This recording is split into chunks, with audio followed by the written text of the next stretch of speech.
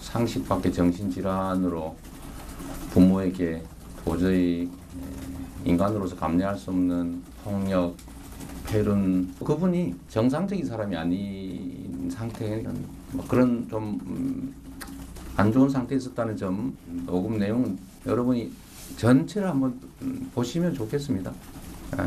이게 뭐 어머니는 그 자식 때문에 집에도 못 들어가고 이 집 저 집 돌아다니시고 제가 욕한 거 잘못했습니다.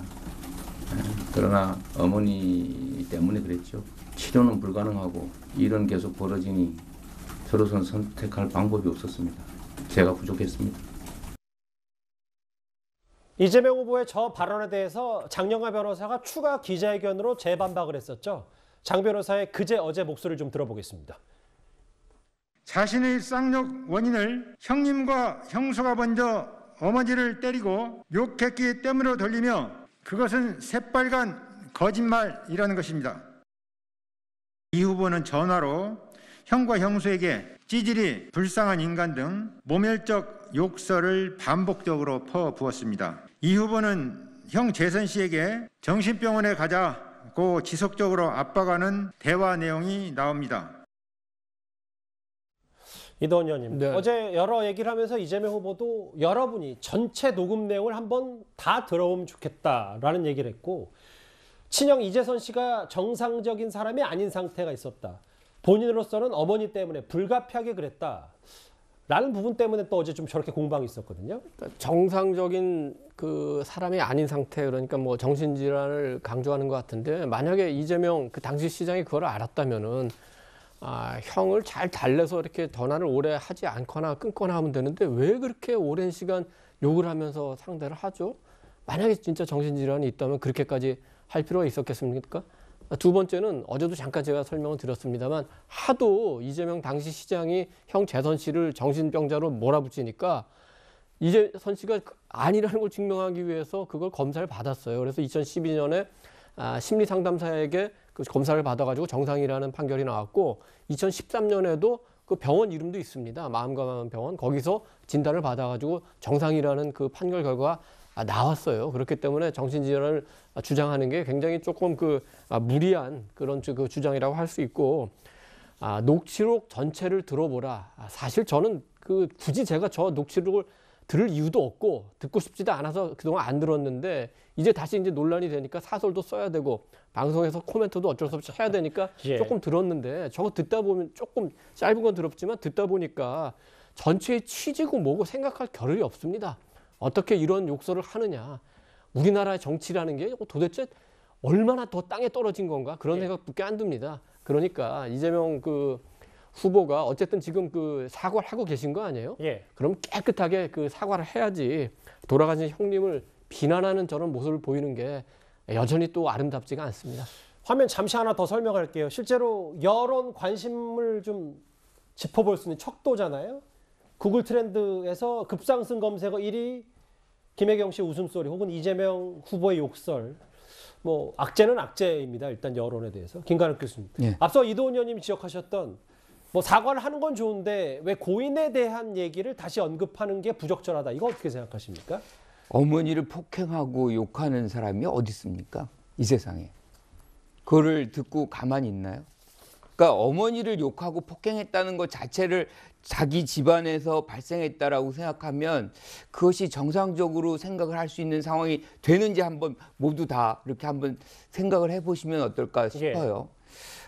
그리고 이제 형과의 관계는 인사 개입에서부터 시작을 하거든요. 그러니까 성남시장이 됐죠.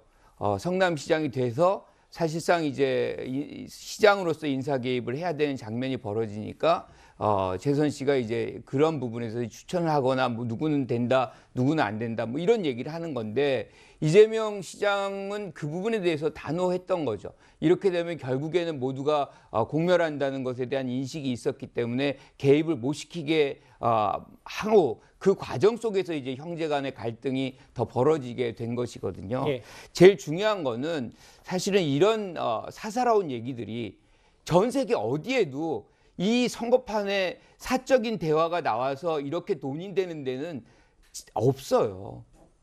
이거 기자하고 얘기한 거 아니지 않습니까? 이게 집안에서 싸움의 얘기인데, 그리고 그것도 물론 뭐 김건희 씨 통화 녹취에 대해서도 여러 논란이 아니 있습니다. 그것도 예. 사실은 시장이었기 때문에 그 보통 가족이면 녹취를 하겠냐고요. 예. 시장이니까 그걸 갖고서 나중에 뭘 어떻게 하려고 알겠습니다. 녹음을 한 거잖아요. 예. 근데 이거를 갖고서 이 대선판에서 한 후보를 평가하는 기준으로 쓴다? 저는 이거 사적인 대화는 기본적으로 사생활의 문제거든요. 다른 어느 나라에서도 이런 건 쓰지 않습니다. 이걸 갖고서 지금 정치적으로 악용을 하고 가족 간의 어떤 갈등을 부추기고. 알겠습니다. 저는 정영화 변호사라는 분이 장영화 변호사라는 분이 국민의힘의 국민검증 특위 소속이었다고 듣고 있어요. 예. 이렇게 정당이 이런 부분에 개입해가지고 녹취록을 틀고 이게 정상적인 알겠습니다. 선거 운동인지 저는 이 부분에 대해서 좀 냉정해질 필요가 있다. 상식적인 어떤 예. 부분으로 돌아갈 필요가 있다라고 생각을 해요. 사생활 부분이니 공방이 논란거리가 되지 않았으면 좋겠다 뭐 말씀을 하셨는데요. 근데 이 부분은 어떨지 모르겠습니다. 장영하 변호사가 공개한 이재명 후보의 이 녹음 파일이 거짓말 논란으로까지 좀 번지는 양상도 있는데요. 바로 유동규 전 본부장 임명건입니다.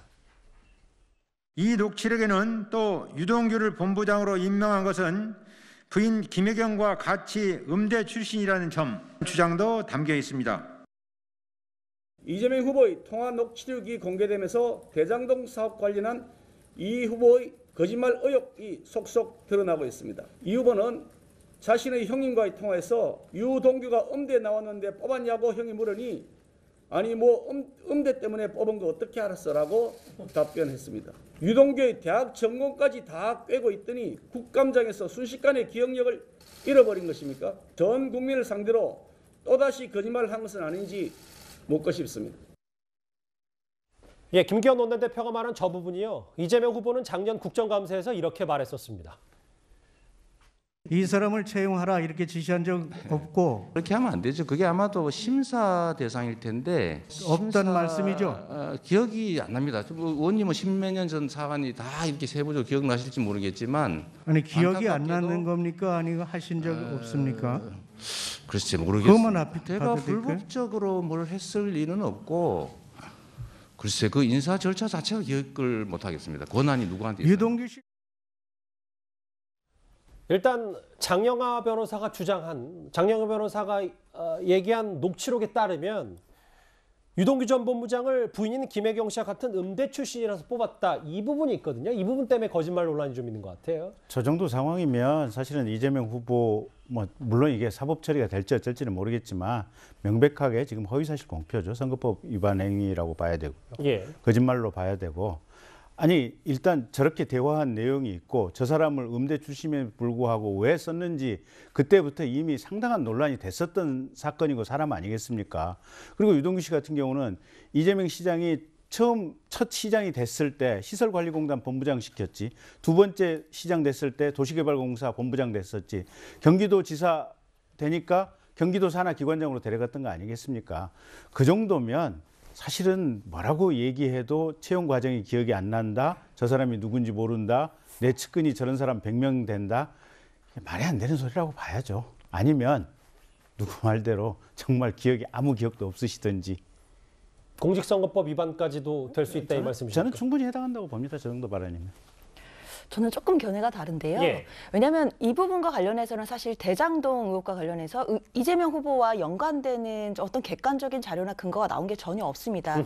근데 어떻게든 좀 엮어보려고 하니까 이런 거짓말 논란까지 나오는 것 같은데요. 국민의힘에서요? 예, 사실 장영하 변호사가 공개한 그 녹취록에 뭐 유동규 전 본부장이 뭐 음대 출신이었다, 이 얘기가 사실 녹음된 시점이 2012년이라고 알려져 있지 않습니까? 예. 그리고 국감에서 얘기했던 건 작년 2021년 10월입니다. 예. 그럼 사실 10년이 지난 일이에요. 그 2012년도 녹취가 됐을 때만 해도 뭐 유동규 본부장이 음대였고 이런 전공을 알고 있었을 수 있지만 작년 국감장, 2021년 10월 국감장에서는 10년 전 일이 기억이 안 날 수도 있는 것인데 예. 그것을 너무 시점과 관계없이 묶어서 바로 어제 일어난 일인 양 얘기를 하면서 거짓말이다라고 하는 것은 조금 무리한 주장이 아닌가라는 생각이 듭니다. 예. 근데 이제 뭐 제가 반박은 아닌데 뭐 9년 전 일이라더라도 당시 녹음 파일에서 유동규 전 본부장이 당시 맡았던 직함도 등장하고 전권도 등장하기 때문에 이 부분 때문에 국민의힘에서는 이걸 어떻게 모를 수 있고 이게 국감에서 위증 거짓말 아니냐는 얘기하고 있거든요. 예, 김관일 교수님. 형이 뭐라 그랬냐면 이제 부인이 예. 김혜경 씨가 음대 출신이니까 그래서 음대 출신 뽑았냐 뭐 이렇게 얘기를 하는 거예요. 예. 그러니까 그걸 어떻게 알았냐라고. 이재명 후보는 그걸 어떻게 알았냐? 했죠? 내가 너에 대해서 모르는 게 뭐가 있냐라고 얘기를 해요. 예. 그러니까 이제 이재명 후보가 뭐라고 얘기냐면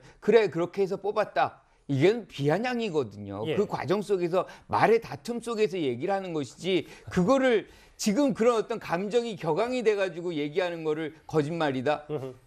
그리고 이제 그 뽑는 조건이 있어요. 예. 맨 마지막 것이 인사권자의 어떤 이 권한으로 뽑을 수 있는 것이 있습니다. 그래서 얼마든지 누구든 그리고 음대 출신이라고 뽑지 말아야 되는 그런 조항이 있나요? 예. 그거는 뭐 마땅치 않은 얘기고 제일 중요한 거는 이걸 거짓말 논란으로 이제 몰아가려면 조금 더 이제 구체적인 얘기들이 있어야지 기억이 알겠습니다. 안 나는 거를 거짓말로 얘기할 수는 없는 것이고 예. 지금 김건희 씨 같은 경우는 뭐라고 얘기했냐면 후보도 그렇고 선거 개입 안 한다, 선거운동 안 한다라고 얘기를 했어요.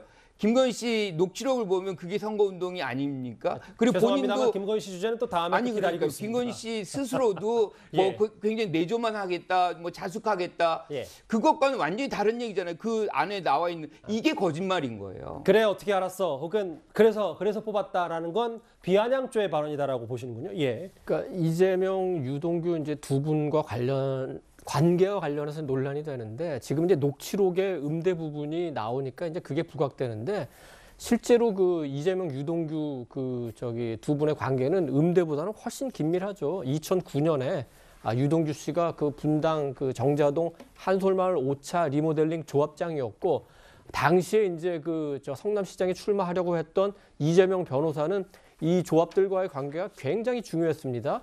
그래서 그 리모델링과 관련한 공약도 냈고 그걸 지키기 위해서 이 조직들과 같이 협력하는 게 굉장히 중요했어요. 그리고 유동규 씨가 나름 그 리모델링 조합에서 그 수완을 발휘한 것 같은데 이 지역 전체에 그냥 한솔마을뿐만 아니라 지역 전체에 어떤 그 리모델링 어떤 협력체에 또 그걸 이끄는 그런 또 위치도 됐기 때문에 그때부터 아주 가깝게 협력을 했기 때문에 지금 이 2012년에 음대라서 뽑았냐 이걸 물어볼 정도로 그 관계까지 알겠습니다. 된 거고 그렇기 때문에 측근이 아니었다고 부인하는 거는 상식적으로 이제 납득이 어려운 거죠. 네 분 말씀 다 들어봤습니다. 이 부분에 대해서는 욕설 파일 후폭풍 얘기까지 이재명 후보 얘기 만나봤습니다. 다음 주제 앞서 제가 잠깐 예고를 불가피하게 했네요. 김건희 씨 얘기도 있습니다. 다음 주제 바로 만나봅니다.